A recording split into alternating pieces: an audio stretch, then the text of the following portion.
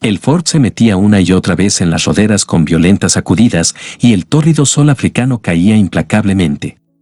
A cada lado de la supuesta carretera una línea ininterrumpida de árboles y malezas subía y bajaba formando una suave ondulación hasta donde la vista alcanzaba, y ello unido al vivo color verde amarillento producía un efecto aletargante y una sensación de extraña placidez. Pocas aves rompían el profundo silencio. De pronto, en algún punto del trayecto, una serpiente cruzó la carretera, escapando a los destructivos esfuerzos del conductor con sinuosa facilidad. De pronto, en otro punto del trayecto, salió de la espesura un nativo, majestuoso y erguido. Lo seguían una mujer con un niño firmemente sujeto a la ancha espalda y los enseres domésticos de una casa entera, incluida una sartén que llevaba en magnífico equilibrio sobre la cabeza. Estas incidencias del viaje iba señalando George Croucher puntualmente a su esposa, y ésta contestaba con una monosilábica falta de atención que lo exasperaba. Otra vez pensando en aquel tipo, dedujo, iracundo. Así solía referirse en sus adentros al primer marido de Deirdre Croucher, caído en combate durante el primer año de la guerra, y caído nada menos que en la campaña contra el África Occidental alemana. Quizás era normal que pensase en él, se dijo. Contempló de reojo a Deirdre, su piel clara, la tersura blanca y rosada de sus mejillas, los redondeados contornos de su figura, mucho más redondeados tal vez que en aquellos tiempos lejanos en que le había consentido pasivamente prometerse a ella, para después, con el primer sobresalto emocional de la guerra, dejarlo abandonado y casarse precipitadamente con aquel novio suyo, un muchacho enjuto y curtido por el sol, Tim Nugent. En fin, el tipo había muerto heroicamente, y él, George Croucher, se había casado con quien siempre había querido casarse. Ella también sentía afecto por él. ¿Cómo no iba a sentirlo si estaba siempre dispuesto a satisfacer sus deseos y tenía dinero suficiente para hacerlo? Pensó con cierta complacencia en su último obsequio, el de Kimberly, donde gracias a su amistad con uno de los directores de De Beers había podido adquirir un diamante que, en circunstancias normales, ni siquiera se habría puesto en venta, una piedra que no destacaba por su tamaño sino por su magnífico y raro color, un peculiar ámbar oscuro, casi como el oro viejo, un diamante de esos que ni en 100 años podría uno encontrar. ¿Y cómo le habían brillado los ojos a Deirdre cuando se lo dio? En lo que se refería a los diamantes, todas las mujeres eran iguales.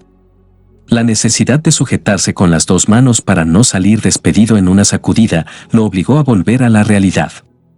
Protestó a gritos quizá por 14ª vez, con la comprensible exasperación de un hombre que posee 2 Rolls Royce y los ha puesto a prueba en las carreteras de la civilización. Dios santo, qué coche. ¡Qué carretera! Continuó, furioso. ¿Y dónde demonios está esa plantación de tabaco? Hace ya 1 hora que salimos de Buleguau. Perdida en algún lugar de Rodesia, dijo Deirdre despreocupadamente entre 2 involuntarios saltos en el aire. Pero el chofer de color café, cuando se le preguntó, contestó que su destino se hallaba justo después del siguiente recodo de la carretera. El administrador de la plantación, el señor Walters, los aguardaba en el porche para recibirlos con la deferencia que merecía la prominente posición de George Croucher en la Unión Tobacco. Les presentó a su nuera, que guió a Deirdre por el fresco y oscuro pasillo interior hasta un dormitorio, donde podría despojarse del velo con el que siempre protegía su piel cuando viajaba en coche. Mientras desprendía los alfileres con su gracia y parsimonia habitual, recorrió con la mirada la enlucida fealdad de la austera habitación. No había allí el menor lujo, y Deirdre, que gustaba de las comodidades como un gato gusta de la leche, se estremeció ligeramente. Frente a ella, en la pared, había un texto. ¿De qué servirá a un hombre conquistar el mundo entero si pierde su alma?, preguntaba a todos los mortales sin excepción, y Deirdre, gratamente consciente de que aquella pregunta nada tenía que ver con ella, se volvió para acompañar a su tímida y silenciosa guía. Reparó sin la menor malicia en sus abultadas caderas y su vestido de algodón barato y poco favorecedor. Y luego, con muda ponderación, bajó la vista y admiró la exquisita y cara sencillez de su propio vestido de lino francés. La ropa bonita, sobre todo si la lucía ella, le infundía el júbilo del artista. Los 2 hombres la esperaban. ¿No ha sido una molestia para usted venir, señora Croucher? En absoluto. Nunca había visitado una fábrica de tabaco. Salieron a la quieta tarde rodesiana. Aquí están las plántulas, las trasplantamos a medida que es necesario. Fíjese. El administrador siguió hablando con voz monótona, interrumpida de vez en cuando por las lacónicas preguntas de su marido: producción, timbrado, problemas con los trabajadores de color. Deirdre dejó de escuchar. Aquello era Rhodesia, aquella era la tierra que Tim había amado, donde ambos se reunirían cuando terminase la guerra. Si no lo hubiesen matado. Como siempre que pensaba en aquello, la asaltó una honda amargura. 2 breves meses, eso era todo lo que habían tenido. 2 meses de felicidad, si es que aquella mezcla de éxtasis y dolor era la felicidad.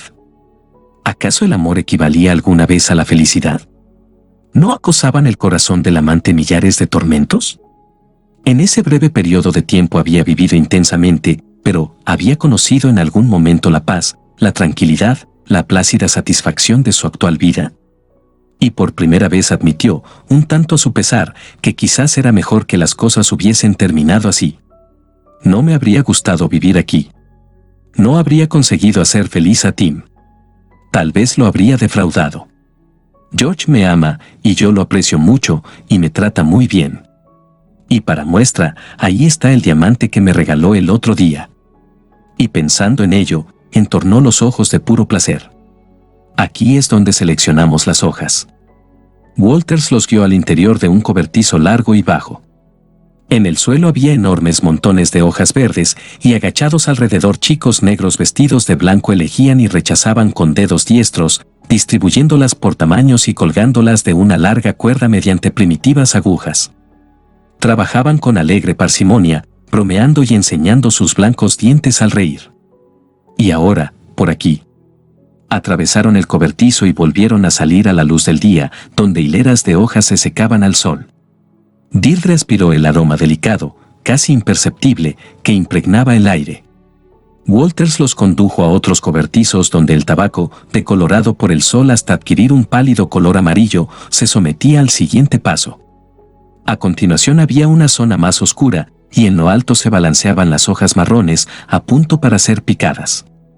Allí la fragancia era más intensa, casi embriagadora, pensó Deirdre, y de pronto un extraño terror se apoderó de ella, un miedo cuya causa desconocía, que la impulsó a escapar de aquella oscuridad amenazadora y perfumada en busca del sol. Croucher advirtió su palidez. ¿Qué te ocurre, cariño? ¿Te encuentras bien? Quizá te ha dado demasiado el sol. Mejor será que no vengas con nosotros a las plantaciones, ¿no? Walters, preocupado por ella, le aconsejó volver a la casa y descansar. Llamó a un hombre que estaba cerca de allí. Señor Arden, la señora Croucher. La señora se ha mareado un poco por el calor, Arden. Acompáñela a la casa, si es tan amable. La momentánea sensación de vértigo pasó. Deirdre caminaba al lado de Arden. Hasta ese momento apenas lo había mirado. Deirdre. Le dio un vuelco el corazón y se quedó inmóvil. Solo una persona había pronunciado su nombre de aquel modo, con un ligero acento en la primera sílaba que la convertía en una caricia. Se volvió y miró fijamente al hombre que se hallaba junto a ella. Estaba muy tostado por el sol, casi negro, cojeaba y tenía una larga cicatriz en la mejilla más cercana a ella que le alteraba la expresión. Pero lo reconoció. Tim. Durante lo que a Deirdre se le antojó una eternidad, se miraron, mudos y temblorosos, y de pronto, sin saber cómo ni por qué, estaban el uno en brazos del otro. El tiempo volvió atrás para ellos. Al cabo de un momento se separaron, y Deirdre, consciente mientras la formulaba de la estupidez de su pregunta, dijo: «¿No estás muerto, pues?» «No, debieron de confundirme con otro». Recibí un fuerte golpe en la cabeza, pero recobré el conocimiento y me arrastré hasta la maleza. En los meses siguientes no sé qué ocurrió, pero una tribu hospitalaria cuidó de mí, y al final recuperé mis facultades y regresé a la civilización. Se interrumpió por un instante. Me enteré de que llevaba 6 meses casada. «Oh, Tim, compréndelo, por favor», suplicó Deirdre. Me encontraba en una situación lamentable, la soledad y la miseria. No me importaba ser pobre a tu lado, pero al quedarme sola no tuve el valor de resistir aquella vida sórdida. No te preocupes, Deirdre. Lo comprendo. Sé que siempre has tenido debilidad por los lujos. Te aparté de ellos en una ocasión, pero intentarlo una segunda vez, en fin, no me vi con fuerzas. Había quedado muy maltrecho. Apenas podía andar sin muletas. Y además estaba esta cicatriz. ¿Crees que eso me habría importado? Lo interrumpió Deirdre con vehemencia. No, me consta que no. Fue una necedad. A algunas mujeres les importan esas cosas, ¿sabes? Decidí observarte a distancia. Si te veía feliz, si me parecía satisfecha con Croucher, simplemente seguiría muerto. Y te vi. En ese momento entrabas en un gran coche. Llevabas un precioso abrigo de Marta, cosas que yo nunca podría darte aunque me matase a trabajar. Ya no poseía la misma fuerza, el mismo valor, la misma confianza en mis posibilidades que había tenido antes de la guerra. Solo me veía a mí mismo, lisiado e inútil, incapaz de ganar siquiera lo mínimo para mantenerte, y tú estabas tan hermosa, Deirdre, una reina entre las mujeres, digna de poseer pieles, joyas y ropas preciosas, los 1001 lujos que Croucher podía darte. Eso y, bueno, el dolor de veros juntos me disuadió. Todos me creían muerto. Continuaría muerto. El dolor. Repitió Deirdre en un susurro. Pues sí, Deirdre, maldita sea, me dolió. No te culpo, no. Pero me dolió. Se quedaron en silencio. Por fin Tim le alzó la cara y la besó con nueva ternura. Pero todo eso ha terminado, cariño. Ahora solo queda decidir cómo vamos a decírselo a Croucher. Oh. Deirdre se apartó de él bruscamente. Yo no pensaba. Se interrumpió al ver aparecer a Croucher y el administrador por el recodo del camino. Volviendo la cabeza hacia Tim en un rápido gesto, susurró. No hagas nada. Déjamelo a mí. Debo prepararlo. ¿Dónde podemos vernos mañana? Nugent reflexionó. Podría ir a Bulewau. ¿Qué te parece el café que está al lado del Standard Bank? A las 3 de la tarde no habrá apenas nadie. Deirdre asintió con la cabeza antes de darle la espalda para reunirse con los otros dos hombres. Tim Nugent la observó con un ligero ceño. Algo en su actitud lo desconcertaba. Deirdre permaneció muy callada en el viaje de regreso a casa. ¿Cómo se lo explicaría? ¿Cómo se lo tomaría? Una extraña debilidad pareció adueñarse de ella, así como un creciente deseo de aplazar la revelación el máximo tiempo posible. Podía dejarlo para el día siguiente. Hasta las 3 de la tarde tenía tiempo de sobra. El hotel era incómodo. Su habitación estaba en la planta baja y daba a un patio interior. Deirdre se quedó despierta hasta muy tarde aquella noche, oliendo el aire viciado y contemplando los vulgares muebles. Su mente voló al lujo de Monkton Court, entre los pinares de Seri. Cuando la criada por fin la dejó sola, se acercó lentamente a su joyero. El diamante dorado le devolvió la mirada desde la palma de su mano. Con un gesto casi violento, lo metió de nuevo en el joyero y bajó con fuerza la tapa. Se lo diría a George a la mañana siguiente. Durmió mal.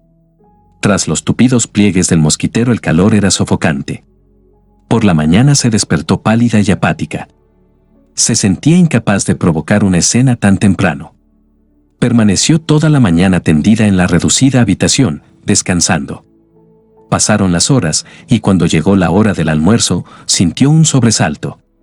Mientras tomaban el café, George Croucher le propuso un paseo en coche hasta el Matopos. Hay tiempo de sobra si nos ponemos en marcha ahora mismo. Deirdre movió la cabeza en un gesto de negación, pretextando una jaqueca, y pensó, no puedo precipitarme. Al fin y al cabo, ¿qué importa un día más o un día menos? Se lo explicaré a Tim. Despidió a Croucher con la mano cuando se alejaba en el Ford destartalado. Luego consultó el reloj y se encaminó lentamente hacia el lugar acordado. El café estaba vacío a aquella hora. Ocuparon una mesa y pidieron el inevitable té, que en Sudáfrica se bebe a todas horas del día y la noche. No pronunciaron palabra hasta que la camarera le sirvió y se retiró a su refugio tras unas cortinas de color rosa. Entonces Deirdre alzó la vista y se sobresaltó al detectar una expresión alerta en su mirada. «Deirdre, ¿se lo has dicho?» Ella negó con la cabeza y se humedeció los labios, buscando en vano algo que decir. «¿Por qué?» No he tenido ocasión. No había tiempo. Incluso a ella le parecieron titubeantes y poco convincentes sus palabras. No es eso. Hay algo más. Ayer lo sospeché. Ahora estoy seguro. ¿Qué es, Deirdre? Negó con la cabeza, incapaz de hablar. ¿Existe alguna razón por la que no quieres abandonar a George Croucher, por la que no quieres volver a mí? ¿Cuál es? Era verdad. Al oírselo decir, supo que era verdad, lo supo con repentina y abrasadora vergüenza, pero lo supo sin la menor sombra de duda. Y Tim mantenía en ella su escrutadora mirada. No es porque lo ames.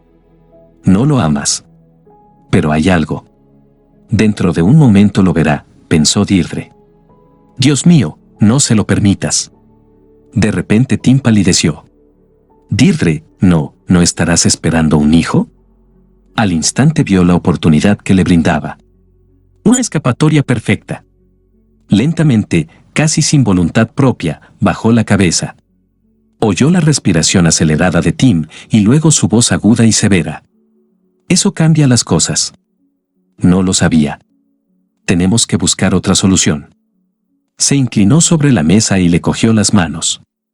Deirdre, cariño, no se te ocurra pensar que tienes tú la culpa de algo. Pase lo que pase, recuerda estas palabras. Debería haberte reclamado como esposa cuando regresé a Inglaterra. Me arredré, así que ahora me corresponde a mí arreglar la situación. Pase lo que pase, conserva la calma, cariño. Tú no tienes la culpa de nada. Se llevó las manos de Deirdre a los labios, primero una, luego otra. Después se quedó sola, contemplando el té, intacto en la taza. Y curiosamente solo vio una cosa, un texto de chillones colores colgado en una pared enlucida. ¿De qué servirá a un hombre? Se levantó, pagó el té y se marchó. Cuando George Croucher volvió a casa, le informaron de que su esposa había pedido que no la molestasen. Tenía una jaqueca terrible, explicó la criada. Eran las 9 de la mañana siguiente cuando entró en la habitación de Deirdre con expresión sombría. Ella estaba sentada en la cama. Se la veía pálida y ojerosa, pero le brillaban los ojos. George, tengo que decirte algo horrible. Así que te has enterado, la interrumpió él. Temía que pudiese alterarte. ¿Alterarme? Sí. Hablaste con ese pobre hombre el otro día. George vio que Deirdre se llevaba la mano al corazón y parpadeaba. Luego, con una voz susurrante y atropellada que le causó cierta inquietud, Deirdre dijo: No me he enterado de nada. Cuéntame. Pensaba. Cuéntamelo. Ha sido en la plantación de tabaco. El tipo se ha pegado un tiro. En la guerra sufrió graves heridas y debía tener los nervios destrozados, supongo. No tiene otra explicación. Se ha pegado un tiro en el cobertizo oscuro donde estaba colgado el tabaco. Hablaba con certidumbre, con mirada de sonámbula, y veía ante sí, en la fragante oscuridad, una figura tendida en el suelo, revólver en mano. Sí, exacto, donde ayer empezaste a encontrarte mal. Es extraño. Deirdre no contestó. Vio otra imagen, una mesa con tazas de té y una mujer bajando la cabeza en aceptación de una mentira. En fin, la guerra ha causado muchas desgracias, dijo Croucher, y cogiendo una cerilla, encendió su pipa con cuidadosas bocanadas. Lo sobresaltó un grito de su esposa. No. No. No resisto ese olor. Él la miró con benévola perplejidad. Cariño, no te pongas nerviosa. Al fin y al cabo, no puedes escapar del olor del tabaco. Lo encontrarás en todas partes. Sí, en todas partes. Esbozó una crispada sonrisa y susurró unas palabras que él no entendió, las palabras que en su día había elegido para la nota necrológica de Tim Nugent. Mientras haya luz, recordaré, y en la oscuridad no olvidaré. Con ojos desorbitados, contempló la espiral ascendente de humo, y con voz baja y monótona repitió: En todas partes, en todas partes. Fin del relato.